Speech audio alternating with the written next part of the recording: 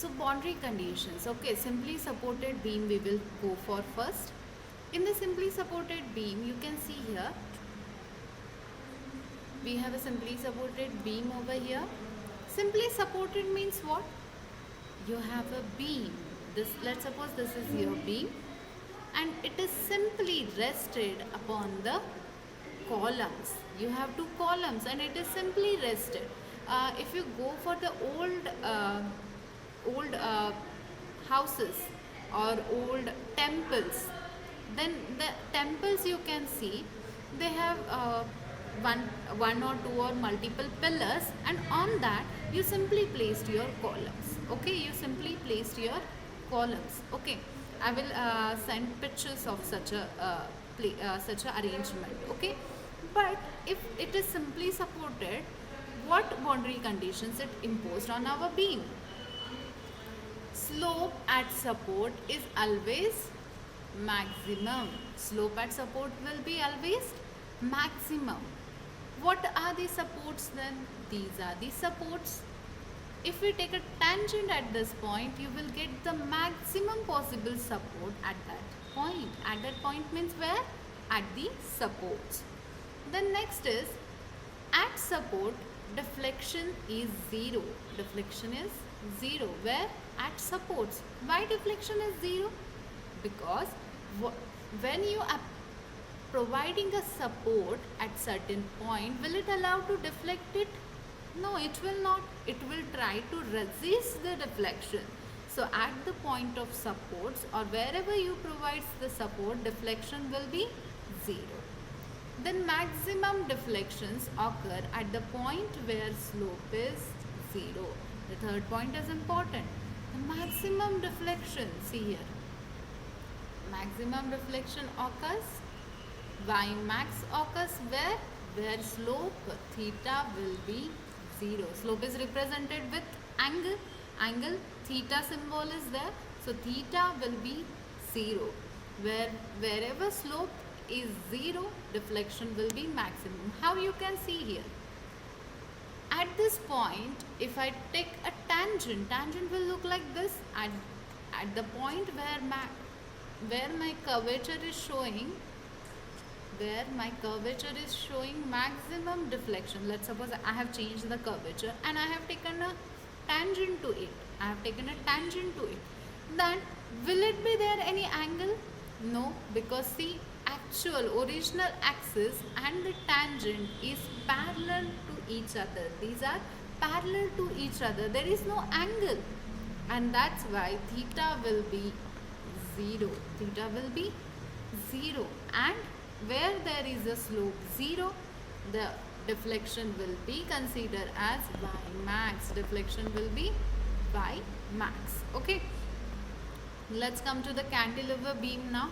In the cantilever beams, at free and both, at free as well as both, let's suppose this is your cantilever beam. This is, what is cantilever beam now?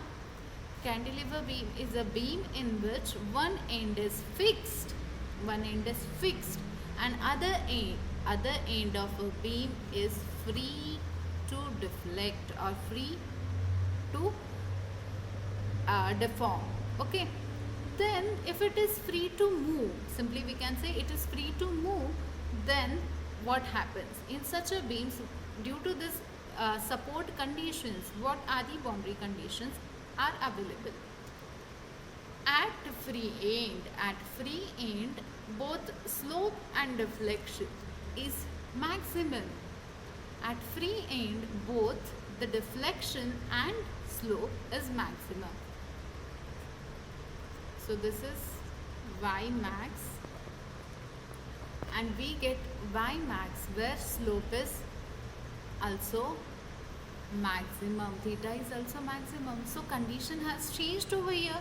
Earlier we understood that theta will be 0, Y will be max. That is for what? Simply supported beam. But for cantilever beam, what is the case? For the cantilever beam, at free end, both the slopes and deflection will be maximum at same point. Okay. Next is at fixed end, as it is fixed, not allowed to move, then the slope as well as deflection is 0. As well as deflection is 0. Okay, now you should remember these points which I have wrote over here. How it will help to analyze, or how it will help to solve the problems, that you will understand once we start to solve the problems. Next is methods to find deflection, or methods to find slopes. Okay, so there are, we understood what is slope, we understood what is deflection. Now in the analysis, or in this chapter, what we want to learn is finding the ways to analyze slope and maximum deflection in our structures. What I say, the lesson or objective to understand this, or go through this lesson, is to understand what are the different ways, or what are the various methods which you can use to find maximum deflection and maximum slope in your structures. Okay, now what are the different methods then? What are the different methods which are available to find deflection? So double integration method. First is, you can see over here, first is double integration method. Then second is Macaulay's method. Second is Macaulay's method.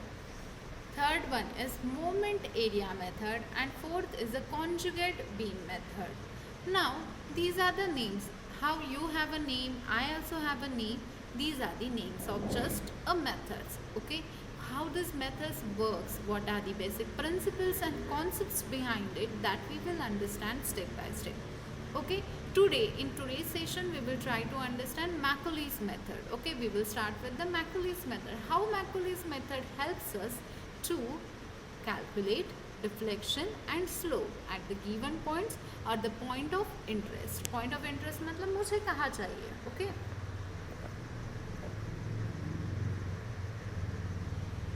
okay. Now for going to analyze deflection and a slope by Macaulay's method, we first have to understand that what is the differential equation of deflection. Why we are understanding it? What is differential equation? How we will define our deflection in the differential equation, or by the differential equation, that we have to understand.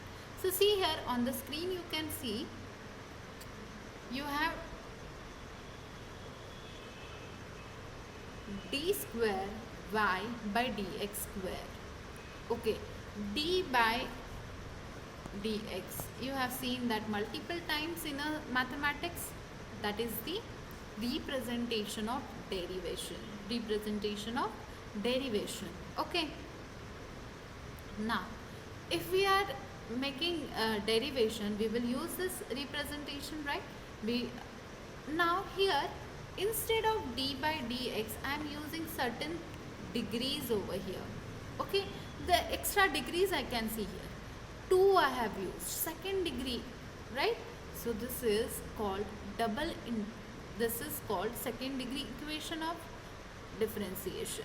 Okay, now what is m by ei stands over here, and how they equated our differential equation with m by ei.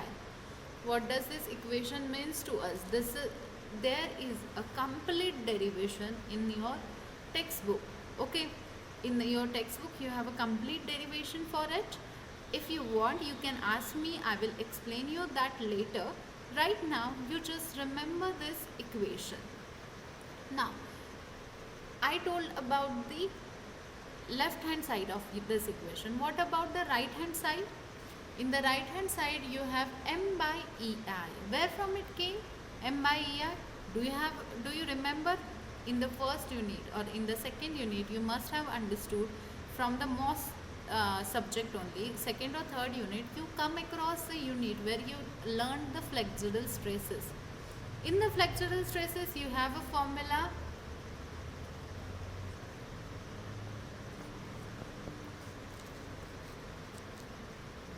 Right? This is the formula you have learned in flexural stresses. Right? from that same formula. See here, MER.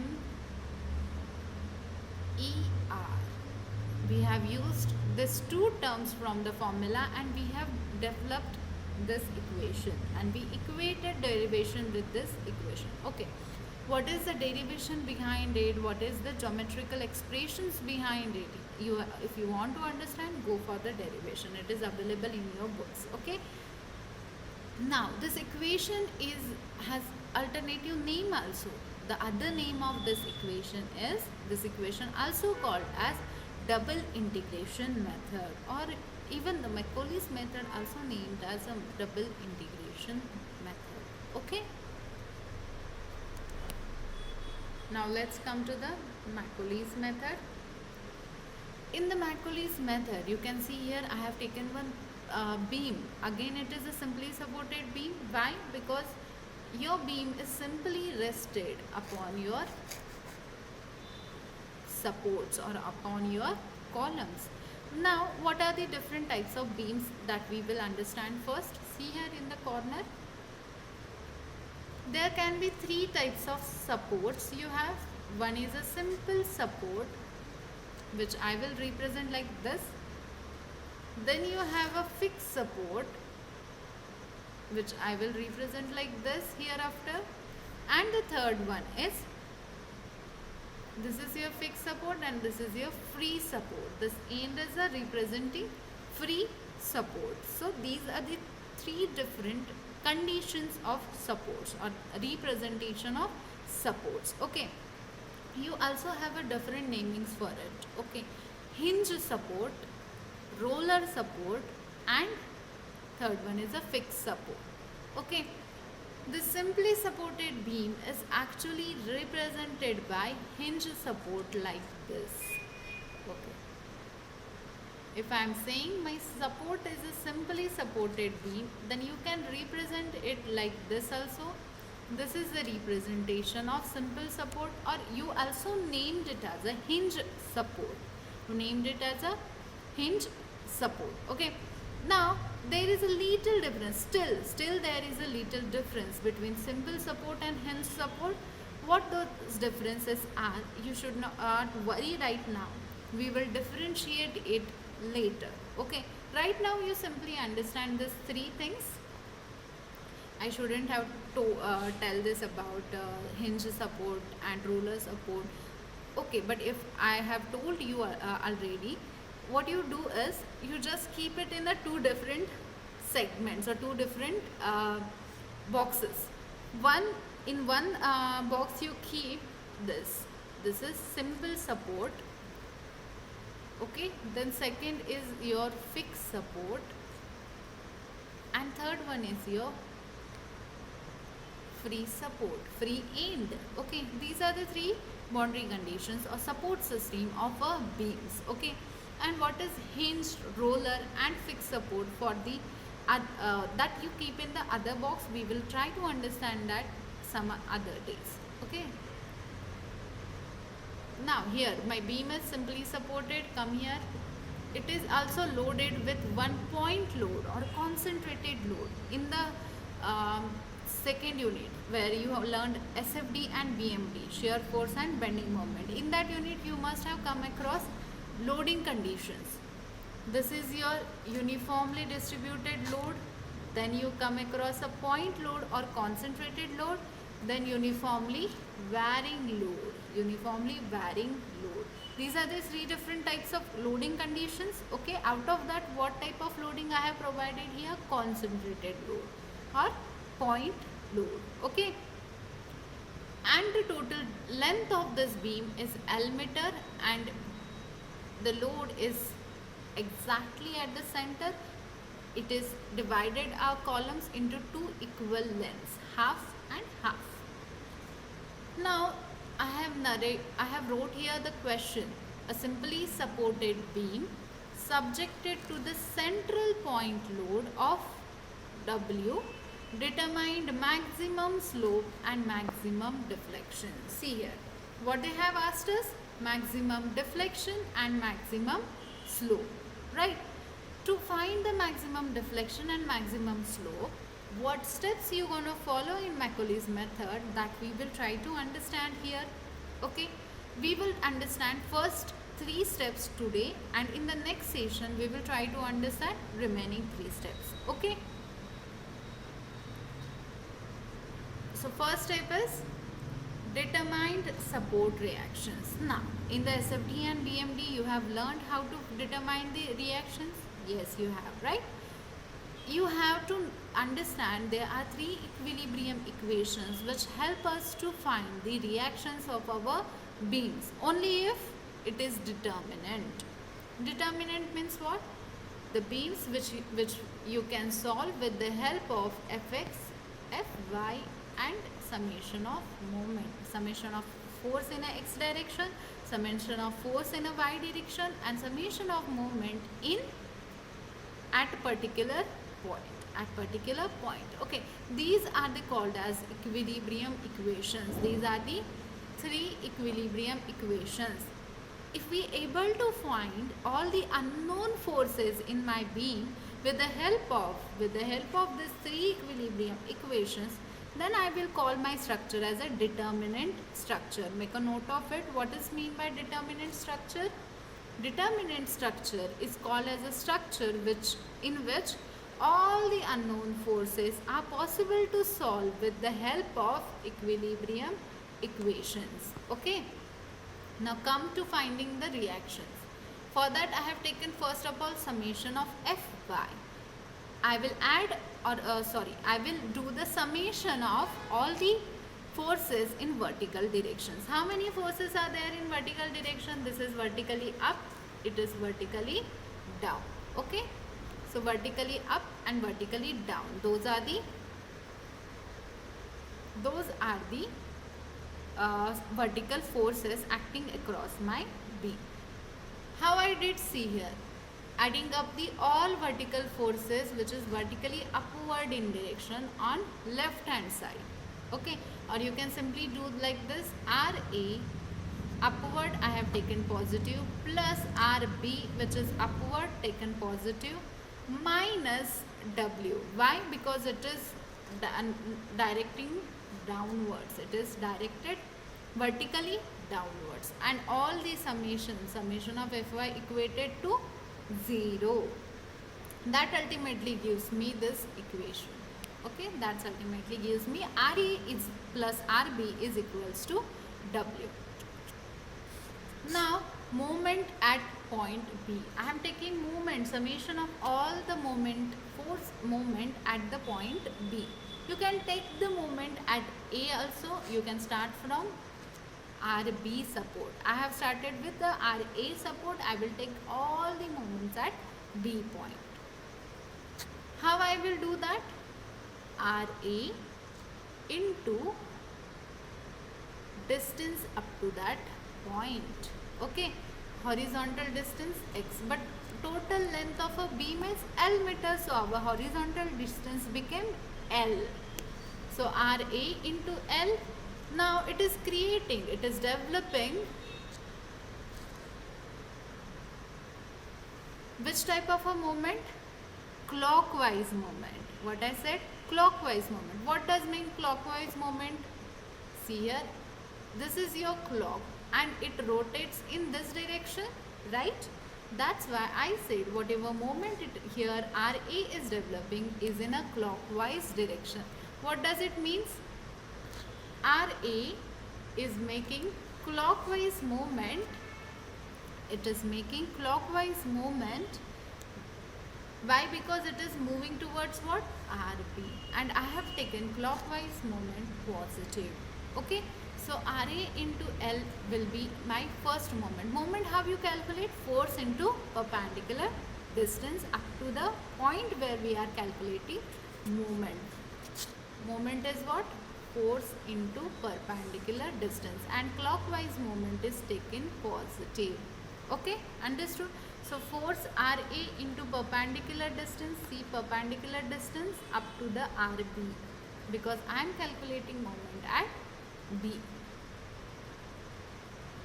Okay, RA into L minus W into L by 2 minus W into L by 2. Okay, is equals to 0. How now? Why minus WL by 2? Because it is creating anti-clockwise movement. It is creating what? Anti-clockwise movement, and W into anti-clockwise movement. W is a force, perpendicular distance is L by 2, and as it is creating anti-clockwise movement, I have taken it negative. I have taken it negative. Any other forces? No, only two forces. One is vertically upward, one is vertically downward, and forces into perpendicular distance gives us a movement. Okay, equate it to 0, equate it to 0. Now simplify it. You can take your RA into, you can keep RA into L on left hand side and take rest of the things on right hand side. From there you can calculate RA is equals to W by 2. RA is equals to how much? Reaction RA will be W by 2. Now put this RA value into this equation. RA plus RB is equals to W is equals to W. Put the value, you can get W minus W by 2. So RB becomes how much again? W by 2. Simply by the symmetry also, without doing this all calculation, look at the beam. By looking at the beam, you have exactly a point load at the center of your beam. How it will distribute the load? Of course, half load will go to RA and half load will go to the RB. By the symmetry also, you can simply say that W by 2 will be reaction at RA and W by 2 will be the reaction at RB. Okay, this is our first step, finding the reactions.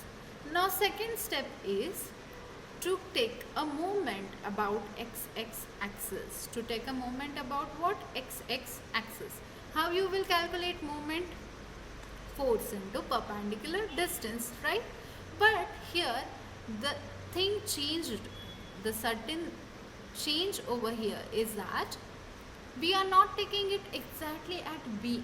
No, we are not doing that. What we are doing? We are calculating moment just before the B point. Just before the B point. Okay. It is very close to the B, but not exactly on B. It is just before the B. Okay, let's try to take the moments.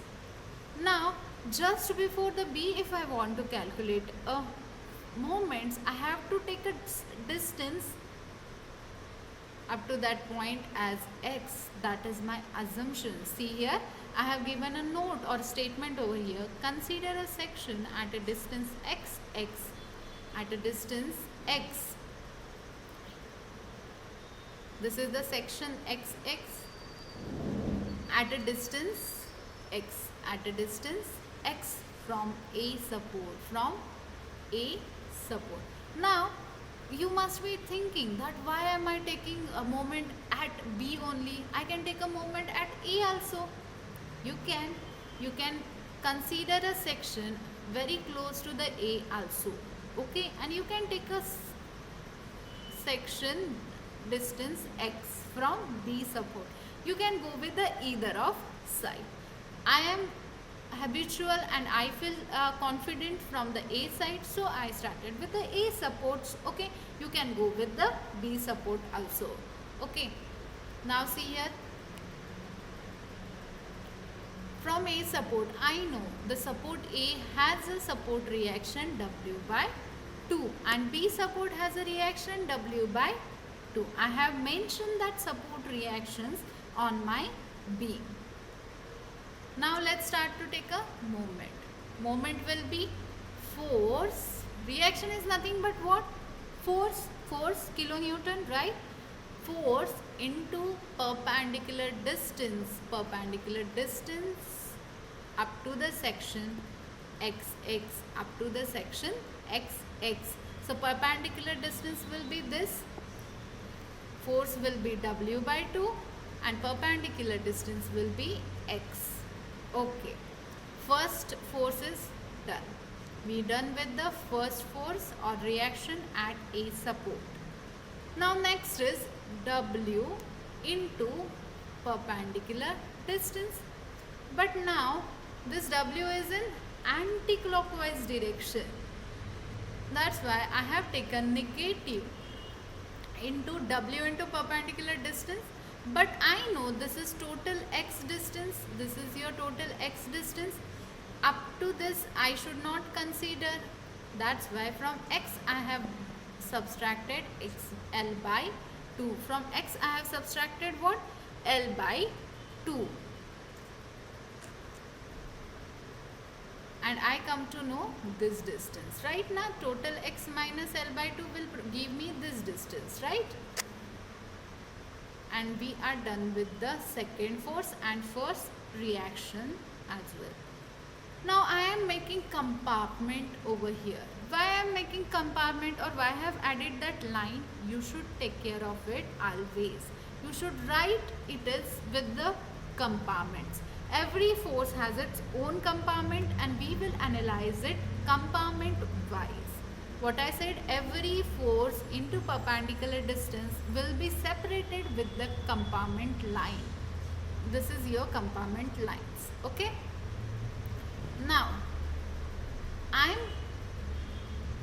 Now we know by the differential equation. See here.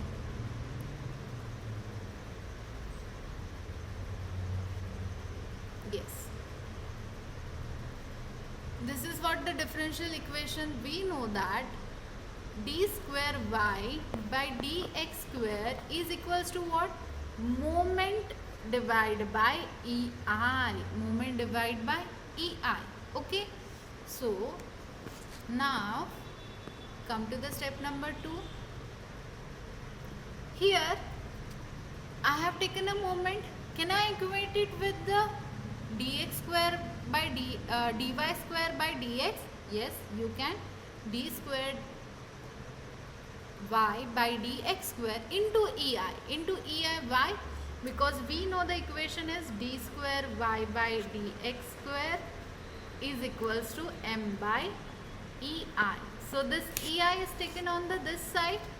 EI is taken on the left hand side and only moment equation is equated. Only the moment equation is equated. So moment equation equated with d square y by dx square into EI. Okay, see equals to moment equation. Equals to moment equation. So this is how we done with the 2 steps from this problem. In the next step, slope equation in terms of constant.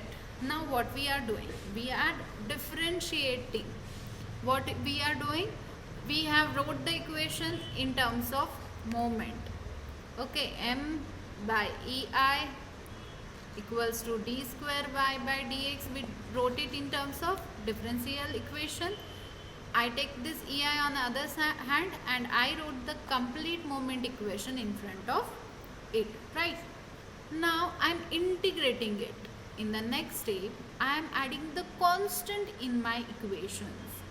I am integrating it. If I integrate d square y by dx square, if I integrate it, what is the integration of differentiation? It will be dy by dx. And if I integrate dy by dx, what will be the integration? Y. What will be the integration of it? Y. Now you must be thinking, where from am I writing this? You have a mathematical base for it. In the 12th science, in the 12th mathematics, you understood what is differentiation, what is integration. See, I will give you a simple example. What is the differentiation? D by dx of x. What will be differentiation of it? It will be 1. If I ask what is integration? Integration of x dx. The integration of it will be x square divided by 2, right? Similarly, we have a differentiation of d square y, integration of d square y by dx square. If we integrate it, we come to know dy by dx. What is this equation?